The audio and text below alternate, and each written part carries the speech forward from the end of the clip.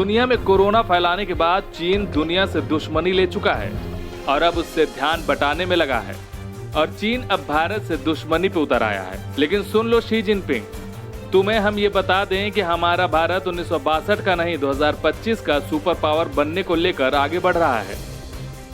आपको बता दें, चीन लद्दाख पे अपनी नजर गड़ाए बैठा है और भारत की जमीन पर कब्जा करने की कोशिश कर रहा है। लेकिन हमारे बहादुर सेना के जवान इन चीनी कोरोना को हमारे देश में नहीं घुसने दे रहे। सीमा पर चीन के साथ तनाव के बीच सेनाध्यक्ष मनोज मुकुंद नरवणे की अध्यक्षता में सेना प्रमुखों के सम्मेलन की शुरुआत हो गई है। इस बैठक में सेना के शीर्ष कमांडर शामिल हैं। बैठक में लद्दाख में चीनी आक्रामकता सहित सभी सुरक्षा मुद्दों पर चर्चा की गई। सैन्य सूत्रों ने कहा कि 2 दिवसीय बैठक में शीर्ष सैन्य अधिकारी अन्य विषयों के अलावा सुरक्षा के मसले पर भी चर्चा करेंगे। चीन के साथ तनातनी के हालात के बीच प्रधानमंत्री नरेंद्र मोदी ने मंगलवार शाम प्रधानमंत्री कार्यालय यानी कि पीएमओ में लद्दाख के हालात पर विस्तृत रिपोर्ट ली। सूत्रों के मुताबिक प्रधानमंत्री नरेंद्र मोदी ने तीनों सेनाओं से मौजूदा हालात पर विकल्प सुझाने के लिए कहा है। तीनों सेनाओं की तरफ से लद्दाख में चीन के साथ बने हालात पर प्रधानमंत्री नरेंद्र मोदी को विस्तृत रिपोर्ट दी गई। वहीं अब सेना के जबरदस्त आक्रमण के बाद भारतीय वायुसेना भी अपनी तैयारी में लग गई है, क्योंकि हमारे दुश्मन एकजुट हो रहे हैं। इसका हवाई जवाब देने के लिए अब भारतीय वायुसेना प्रमुख खुद सामने आए हैं। दुश्मनों को जवाब देने के लिए आज स्वदेशी विमान तेजस की दूसरी स्क्वाड्रन वायुसेना में शामिल कर लिया गया। इस स्क्वाड्रन का नाम फ्लाइंग बुलेट्स दिया गया है, जिसकी शुरुआत वायुसेना प्रमुख एयर चीफ मार्शल आर.के.एस. भदौरिया ने की। खुद वायुसेना प्रमुख ने तेजस लड़ाकू विमान में उड़ान भरी। स्क्वाड्रन की कमी से जूझ रही वायुसेना को इसी साल 36 राफेल लड़ाकू विमानों की पहली खेप फ्रांस से मिलने जा रही है। आइए आपको बताते हैं भारत कैसा चक्रव्यूह बनाकर चीन पाकिस्तान को जमींदोज कर सकता है। चीन लद्दाख के गलवान वैली में अपने सैनिकों की मौजूदगी बढ़ाकर भारत को घेरने की कोशिश में जुटा है, लेकिन भारत सीमा पर ड्रैगन की हर चाल को नाकाम कर रहा है। भारत ने लद्दाख में सैनिकों की संख्या बढ़ा दी है और चीन की किसी भी हिमाकत का जवाब देने के लिए मुस्तैद है। पहला, भारत ने लद्दाख सीमा पर बॉर्डर इंफ्रास्ट्रक्चर काफी मजबूत कर लिया है। इससे चीन तिलमिलाया हुआ है। भारत लद्दाख से लेकर अरुणाचल तक 3,448 किलोमीटर लंबे लाइन ऑफ एक्चुअल कंट्रोल के ऊंचाई वाले विवादित क्षेत्रों में रोड और एयर कनेक्टिविटी के मामले में चीन के दबदबे को लगातार चुनौती दे रहा है।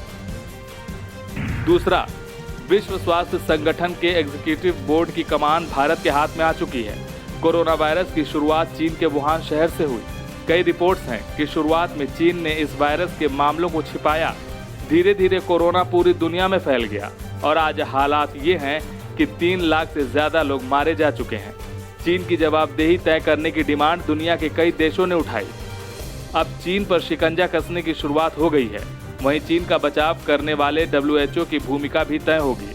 भारत समेत दुनिया के 62 देशों ने कोरोना पर एक स्वतंत्र जांच की मांग की है। तीसरा, ताइवान की राष्ट्रपति साई इंगवेन के शपथ ग्रहण समारोह में बीजेपी के 2 सांसदों के वीडियो कॉन्फ्रेंसिंग के जरिए शिरकत से चीन को मिर्ची लग गई है। उसने भारत से अपने आंतरिक मामलों में दखल से बचने को कहा है। बुधवार को ताइवान की राष्ट्रपति का शपथ ग्रहण समारोह था। दिल्ली से बीजेपी सांसद मीनाक्षी लेखी और राजस्थान के चुरू से सांसद राहुल कासवान ने इसमें तकनीक के जरिए शिरकत की थी और उन्हें दूसरे कार्यकाल की बधाई दी थी। समारोह में 41 देशों की 92 हस्तियां शामिल थीं। इनमें भारत से 2 सांसदों के अलावा अमेरिका के विदेश मंत्री माइक पॉम्पियो भी शामिल थे। ताइवान की आज़ादी की समर्थक साई इंगवेन ने हाल में दूसरी बार राष्ट्रपति पद की शपथ ली। ताइवान को अमेरिका का भी समर्थन हासिल है। ऐसे में भारत यहां भी चीन के खिलाफ चक्रव्यूह बना सकता है। चौथा, साउथ चाइना सी में तेल के उत्खनन को लेकर चीन और मलेशिया में जारी टकराव के बीच अमेरिका और ऑस्ट्रेलिया के साथ साथ चीन के जंगी जहाज भी पहुंच गए हैं। भारत का मानना है कि दक्षिण चीन सागर से गुजरने वाले संचार के समुद्री संपर्क हिंद प्रशांत क्षेत्र की शांति, स्थिरता, समृद्धि और विकास के लिए महत्वपूर्ण है। मौजूदा स्थिति में भले ही भारत अपने इस रुख में बदलाव न करे, लेकिन अगर चीन को हिमाकत करेगा तो भारत के रुख में भी बदलाव आ सकता है। साउथ चाइना सी के अधिकांश भूभाग पर चीन अपना दावा करता है, जबकि पड़ोसी देश फिलीपींस, वियतनाम, मलेशिया, ताइवान और ब्रुनेई चीन के इस दावे को नकारते हैं। पांचवां, चीन से दुनिया का पसंदीदा मैन्युफैक्चरिंग हब होने का तमगा छिनने के कगार पर है। कोरोना वायरस महामारी के कारण पैदा हुई दिक्कतों के बीच लगभग 1000 विदेशी कंपनियां सरकार के अधिकारियों से भारत में अपनी फैक्ट्रियां लगाने को लेकर बातचीत कर रही हैं। इनमें से कम 300 कंपनियां mobile, electronics, medical devices, textiles तथा सिंथेटिक फैब्रिक्स के क्षेत्र में भारत में फैक्ट्रियां लगाने के लिए सरकार से सक्रिय रूप से संपर्क में है। अगर बातचीत सफल होती है तो यह चीन के लिए बहुत बड़ा झटका होगा। लद्दाख में भारत को घेरने में जुटे चीन को हांगकांग में तगड़ा झटका लगा है। कई बार हिंसक हो चुके विरोध प्रदर्शनों को ध्यान में रखते हुए चीनी सरकार ने हांगकांग के लिए नेशनल सिक्योरिटी कानून को संसद में पेश किया है, जिसके खिलाफ हांगकांग में सड़कों पर लाखों लोग उग्र प्रदर्शन कर रहे हैं। वहीं चीन समर्थित पुलिस लोकतंत्र की मांग कर रहे प्रदर्शनकारियों का सख्ती के साथ दमन कर रही है। अगर चीन समझता है कि वो शेर है तो हम उसे बता दें कि भारत सवा शेर है और चीन पाकिस्तान को दुनिया से अलग थलग कैसे करना है वो विश्व गुरु भारत जानता है।